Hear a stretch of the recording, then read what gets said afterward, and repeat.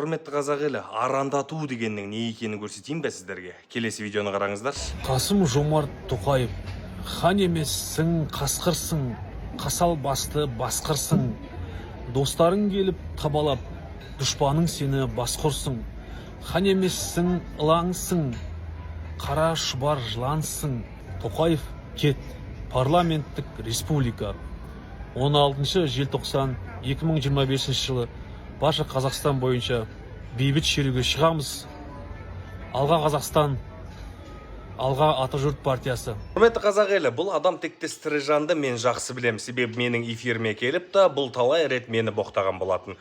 Өзі шетелде болғандықтан бұл аузына келген былапыт әңгіменің барлығын айтады, осылай халықты айдайды да бір-біріне, бірақ өзі келмейді. Бұның мақсаты шетелден ақша алғандықтан қазақтың арасына от салу. Бірінші жағдай. Екінші жағдайда айтатын болсақ, ағайын, бұл демократиялық ел құрамыз дейді да, бірақ өзі барып тұрған диктатор.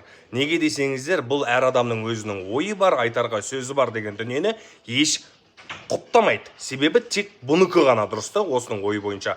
Сондықтан, құрметті қазақ елі, мен әрдайым айтам, шетелде жүрген кухонный оппозицияның артынан ермеңіздер. Бұлардың мақсаттары тек ақша табу, халықты айдау.